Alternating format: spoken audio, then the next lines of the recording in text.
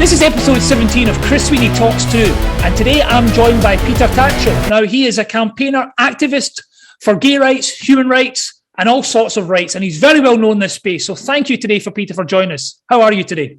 It's my great pleasure. I'm feeling great.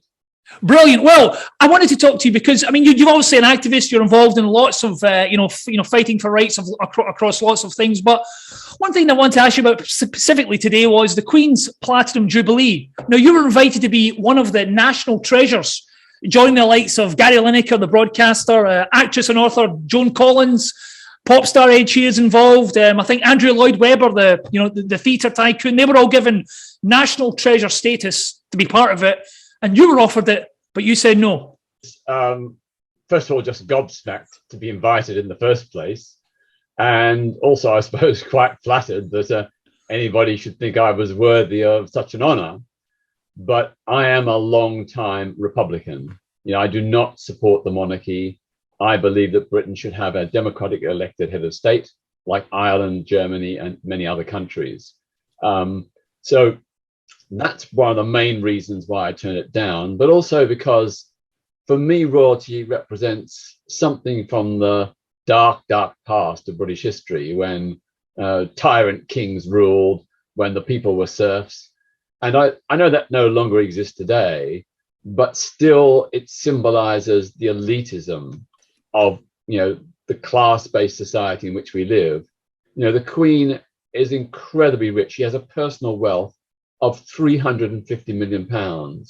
Yet just this week, she'd advertised a post as a housekeeper for a mere, £7.75, virtually, the minimum wage plus a little tiny bit.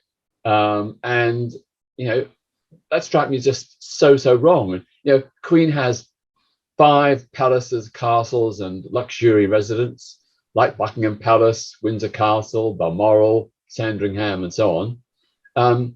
She has over 1,000 servants. Over 1,000 servants just for her and her immediate entourage.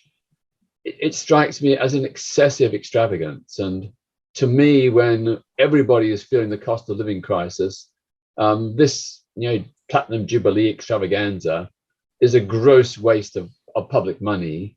And I think an insult to people who are struggling to find money to eat. It's the whole system of royalty. It's about bowing and scraping. It's about curtsying. It's about genuflecting. It's about deference. And that age surely is past. It's incompatible with the modern ideals of democracy, egalitarianism, and meritocracy. Sure. I mean, I think just to maybe take back to the start, you said you were honoured by it at one point. So was there a split second where you kind of considered taking it? I mean, obviously, you said it was an honour. Was there a decision to make, or were you fundamentally absolutely no way for, it didn't even cross your mind to consider it? Well, I did hesitate to think that if I accepted, how could I perhaps exploit it to make a point? I also, of course, thought, national treasure. I mean, national treasures tend to end up in glass boxes in museums, and I'm certainly not ready for that. I've been doing my human rights campaigning for 55 years. I'm now 70. I intend to go on at least for another 25 years, health willing. So no, I'm not ready for national treasure status. I don't want to be part of a royal jamboree, which is basically propaganda. This Platinum Jubilee is propaganda for the royal family, and I just don't want to be part of it. Yeah, because I think that's something, because I would encourage anyone to go online and read your article that you wrote in the Guardian, and you wrote a kind of first person piece about why you reject it and the reasons, and I read that, and that's the reason why I was keen to talk to you. And the thing I found really interesting was that propaganda, you talked about that, because I don't think I associated, there's a big street party in my area in London where I am right now, and I don't think I associated that with the royal family so directly. And I think maybe a lot of us are maybe going to plan to do things, but maybe we're not thinking about what we're celebrating. Do you think that's quite a common thing? People are maybe not thinking about the reason why these events are happening and linking it back to the royal family directly? Well, the Platinum Jubilee is a celebration of the Queen's 70 years on the throne. So it is very clearly a celebration of her as a person and what she represents. She is the royal family. She is the head of state. I just think it's really wrong that our head of state should be based on a person born into a particularly privileged, high status family. That's just not compatible with democracy. And moreover, the Queen, has, not a very good record on a number of issues. The way she responded to the death of Princess Diana was truly shameful. She basically turned her back, and it was only under public pressure that she lowered the flag to half-mast at Buckingham Palace. It's only under public pressure she made a public statement of regret at Diana's death. And then more recently, it is truly shocking that in the 70 years since she ascended the throne in 1952, the words lesbian, gay, bisexual, and transgender have never passed her lips. She's always ignored the existence of LGBT plus people. She's given us no acknowledgement. Now, it's true that a couple of gay institutions have received letters of commendation, but, well, they're in the name of the Queen, but they're actually done by royal palace staff. I don't think the Queen is involved at all. But moreover, just think about it. The Queen is patron of 600 charities. She isn't a patron of a single LGBT plus charity. She's never visited an LGBT plus charity. When the horrific terrorist bomb outrage killed 3 people and injured 70 at the gay pub Admiral Duncan in London, she never visited the victims in hospital. She never visited the scene. And she often does that when there are major calamities. And so if you add it all up, it seems to be that the Queen is just really out of touch and indifferent to the lives and experiences of LGBT plus people. Now, of course, there are people who say, well, she's got lots of gay staff at the palace, but that means nothing. It just means that she likes well-mannered, well-groomed male staff. It's a bit like sort of a very rich, privileged white person in the United States saying, oh, we're not racist, or in Britain for that matter, we're not racist. We employ black people as cooks and house cleaners. It just doesn't wash. Yeah. I mean, I think there's a perception of the Queen, particularly in Britain, but I think around the world as being this kind of, statesman or stateswoman. She's a kind of ambassador, and she holds herself well, and the rest of the royal family are not like her. And when she goes, things will change. But she's the kind of one that's dignified and held the country together. But you're saying that you think her actions are actually willful, that she chooses not to involve in these things. It's not that she's not aware of it. She chooses to look the other way or do something else. Well, that's the way it would appear. And even if people feel great things towards Queen Elizabeth II, I think we really ought to make sure that she is Elizabeth the last. I think let's draw a line under her reign and move on, because all the other royals surrounding her have all got lots of problems, lots of black marks against them, and I just don't think they are fit to be our head of state. It's maybe slightly, slightly different from the issue, but I think one thing I found surprising was that, the event to, mark her husband, she was walked into the church by Prince Andrew, and we all know the things that Prince Andrew's been involved in, and a lot of people say, oh, but it's her son, but I just couldn't understand the public. She must have surely seen the public perception of this man walking in after all the things that he's been accused of and implicated in it. To me, that just seemed, maybe there is more to this. Maybe she is, she is aware, but she doesn't care. Of course, I can't tell what's in her mind, but that's just how it looked to me. Well, I believe that Prince Andrew is going to be at her side next week at the Platinum Jubilee church service. So she certainly is holding him close and tight. And yeah, given the allegations against him and the fact that he paid this huge sum to end the case, which sort of implies a buy-off to avoid potentially criminal charges or a major civil suit in court, it just strikes me as very, very inappropriate, and it sends completely the wrong signal. We live now in a Me Too era where we're conscious about the sexual harassment of women, women who are pressured or forced into sex. I just think that the Queen just hasn't got the message, and she is, I think, out of touch, even though I'm sure she must have advisors around her who are cautioning her, but she seems to, I presume, override them. Yeah. And in terms of, maybe if we look at the Queen and the role, if this Queen was maybe more inclusive or more, in your words, maybe sort of more pro-LGBT and involved in these things, maybe would you have accepted the award? Is it not so much the role as opposed to the person in the role that you have an issue with and rejecting the invitation to be a national treasure? I think it's both the person and the role. I think it's also not just about LGBT plus issues. It's about the whole monarchy and what it stands for. Like, under the monarchical system, the monarch is our head of state. So because the monarch and the head of state are rooted in the all-white Windsor family, it means that for the foreseeable future, no Black or Asian person could ever hold the highest office in the land, that of head of state.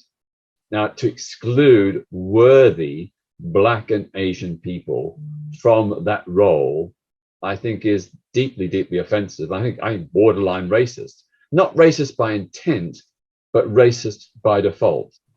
And, that's why I think we need to have even if we retain the monarchy, we do have to separate the monarchy from head of state.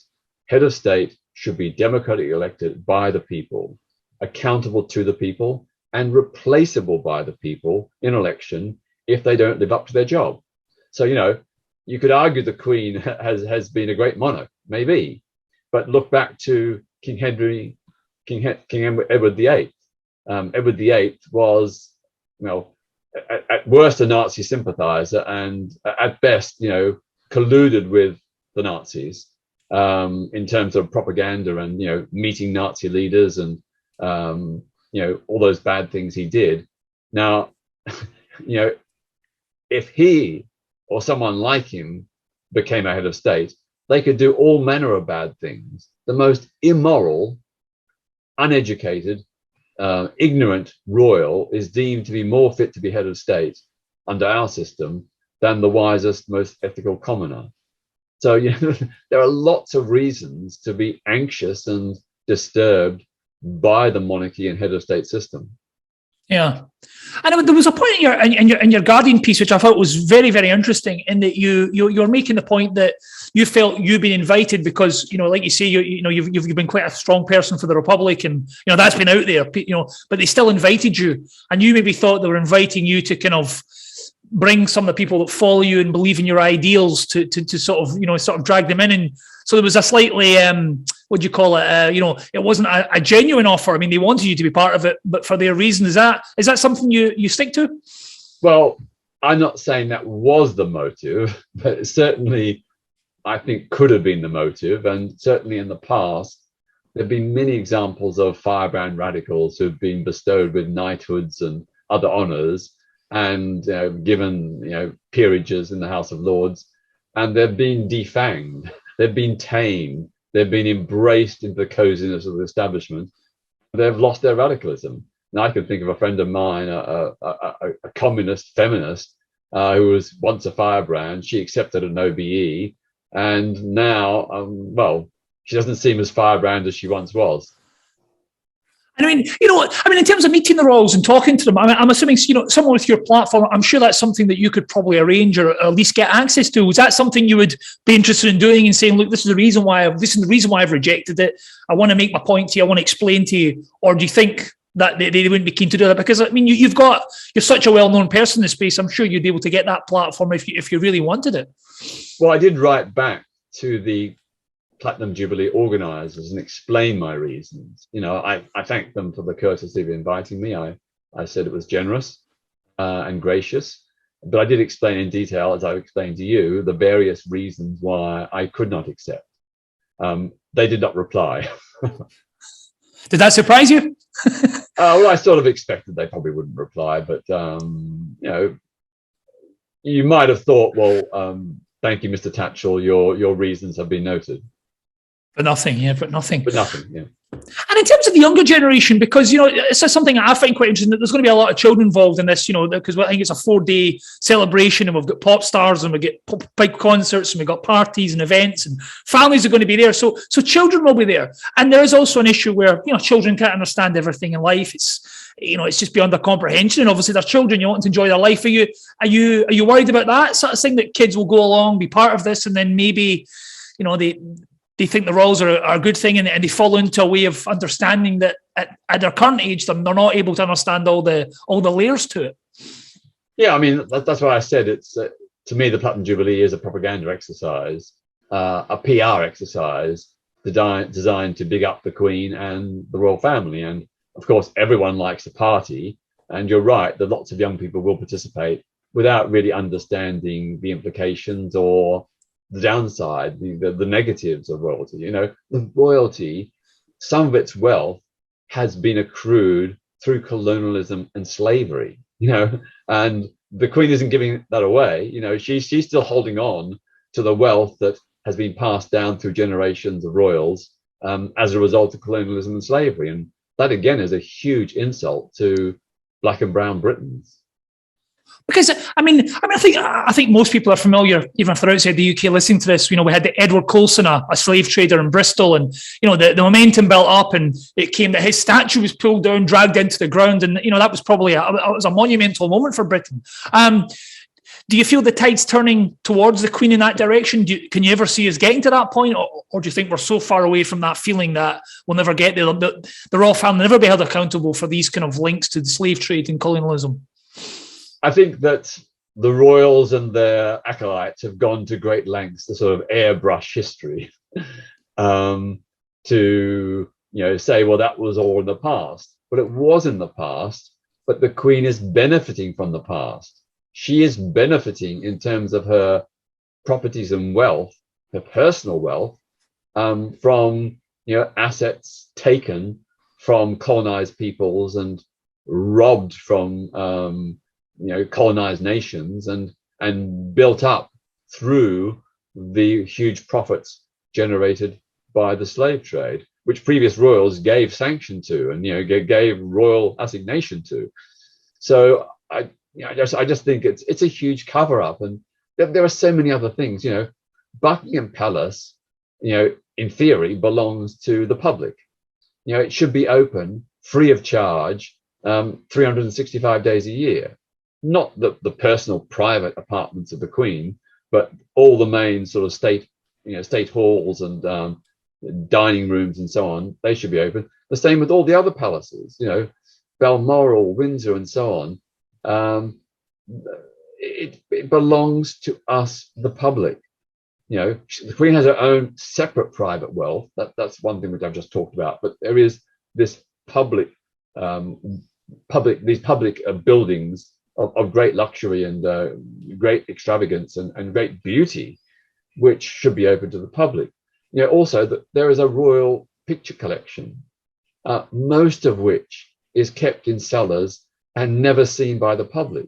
Now, I've been arguing for years that it should be distributed on a rotating basis to galleries around the country, to the Manchester Art Gallery, the Birmingham and Liverpool and Glasgow art galleries. It should be shared because, we are her subjects. I don't like the fact that we are subjects, but we are subjects, not citizens per se. It's still, well, we are citizens, but we're also subjects under the Queen's dominion in law. But this royal picture collection, again, which much of it has dubious origins, but it should be open to the public, not just in Buckingham Palace, but in all the other palaces, which should also be open to the public. Yeah, I've got to say, I have visited Buckingham Palace, and I was surprised about, I can't remember the entrance fee off the top of my head, but the ticket wasn't particularly cheap, and you only do see part of it, and I was quite surprised. I thought it would just be a case of you register and you get a ticket, but not the case, and that is quite interesting. And I just want to ask you also, in terms of reaction, general public, people in your circle, when you did reject the National Treasure Award, which I think from maybe I'm speaking out of turn, but I think you're the only person that has said no, high profile. Maybe other people have, but I'm not aware of them. What's been the reaction to it? It's been very mixed. I say overall, in my circle of friends and acquaintances, most people have said yes, you're right, that was the correct decision to take. But there are some who said, you should have taken it. You should have taken it and enjoyed the moment. You should have enjoyed the fact that you've been given this accolade. So yeah, I can live with the fact that people have different points of view. Well, was a part of you that, because if anyone's seen any of your previous work, you've been to many sort of, particularly when you went to Russia, a very non sort of pro LGBT country, very anti that, and you made public protests, and you kind of almost used it against them. Was there a feeling of, I could go to this, I could be part of it, and then I could pull out a sign or make a protest? But did you feel as though you might get dragged off to jail because of the severity of the Queen and all that kind of thing? Well, that wouldn't deter me at all. but some people did say go and wear an anti-monarchy T-shirt. Or, but I think I would have just been lost in the crowd, and I think the cameras would have made great effort to avoid any depiction of that T-shirt. Plus, it's sort of a bit rude to accept the invitation and then do the two fingers. True. And my final thing to ask you, Peter, was, for the Platinum Jubilee, obviously you won't be there as we've covered. So what will you be doing? How would you market, and how would you encourage other people to market if they feel the same way as you? I would say carry on with your life as usual. Do something fabulous and exciting that you enjoy, whether it be a walk in the country or going to the theatre, or having your own party in your house, not for the Queen but just for you and your friends. But I will be speaking at the How the Light Gets In festival at Hay-on-Wye on Sunday the 5th of June as the major celebrations are underway, and I'll be there as a trans ally supporting both women's rights and trans rights. So that's my way of celebrating or that particular day. Now, there are people who say, well, look, the Queen and the royal family, whatever you think about them, they boost the economy. People come to Britain to see the royal family. Well, in fact, they never get to see the royal family, but they can get to see royal palaces. But the royal palaces will be there whether the Queen exists or not. If you give an example, Versailles in France, the Palace of Versailles has more visitors and makes more income for France than any royal palace in the UK. And that's despite the fact that the French royals were got rid of more than 200 years ago. On top of that, Windsor Castle, which is a big royal attraction, a few miles away is Legoland. Legoland has more visitors than Windsor Castle. So I just think that those arguments about the Queen bringing in money or boosting the economy, it just doesn't stand up. If you want to make lots of money, and boost the economy, what we should do, and I'm not advocating this, but what people might do is arrange for the execution of the Queen in Trafalgar Square by guillotine or hanging, and televise it around the world. That would bring in billions in revenue. But I'm not advocating that. I wish no harm to the Queen, but you can see where the arguments about making money and boosting the economy can lead if you take it to their logical conclusion. Sure. I mean, it's a social argument. It's not an economic argument, as you're saying. It's about what it represents, as opposed to you can't put a price on human rights and dignity and all that kind of stuff. So I think balancing it in an economic way, for me, I agree with you, is not the right approach. Yeah, I mean, I think we just need to look at the institution and say, is this basically feudal institution compatible with the modern 21st democracy? And my answer is no, it's not. Well, thank you very much, Peter Tatchell. It's been a pleasure to talk to you. I would recommend anyone, if they don't know about you, but I'm sure most people do, Netflix, Hating Peter Tatchell, great documentary. Maybe you could give us a brief word on that. Are you pleased with it? I mean, I found it really, really interesting, and it's so great because it's not almost just about you. It's kind of hidden behind you. You're kind of especially at the time in Russia, there's hidden cameras with you, and you see what it's like before you build up to making your protests and your statements, which I really liked. And I think it was a great way for people to understand what you do and how you live your life. Yeah, the documentary just encapsulates about maybe 12 or 15 of my key campaigns out of about 3,000. So it's just a snapshot, but I think it's a good snapshot. It gives a flavor. There's a bit about my family background and my relationship with my mother, and the tensions there. Working class, evangelical, Pentecostal family that I came out of was a very unsurprising origins for someone who's turned out like me. But you get a flavor of that. And why I collaborated with the filmmaker was that I wanted to show that social change is possible, and through my own activism, give tips on how you can achieve it. So I do hope that watching the Netflix documentary, Hating Peter Tatchell, will inspire a new generation of change makers. Yeah, well, I would recommend to anyone to watch it. And thank you again, Peter, for joining me. And I congratulate you in your own Platinum Jubilee, because, you're 70 years old this year. Well, you are 70. So I congratulate your own Platinum Jubilee. And it's been a pleasure to speak to you. And thank you again for joining me. Well, thank you. And can I just say that if anybody's interested in finding out more about the work I do, please go to my foundation's website, which is petertatchellfoundation.org. In the top right-hand corner, there's a little button which says Join Us. If you give us your email address, it's totally free, there's no charge. If you give us your email address, we will send you a weekly bulletin on a range of different human rights and LGBT plus issues. Most of them very serious, but we always put in a funny, quirky one to give you a laugh as well. So there's no charge. Please sign up. And if you're feeling generous, next to the Join Us button is the Donate button. We depend entirely on donations from well-wishers to carry on the work we do, which includes helping lots of individuals, victims of miscarriages of justice, discrimination, hate crime, refugees fleeing persecution in other countries. So if you can afford a donation, that would really help us carry on. But thank you, Chris, and thanks to all your listeners and viewers. I'm really been delighted to do this podcast, and onwards, upwards and forwards. Well, I think, Peter, you've said it all. Onwards, upwards and forwards. Great. Thank you again. It's been a pleasure. Thank you.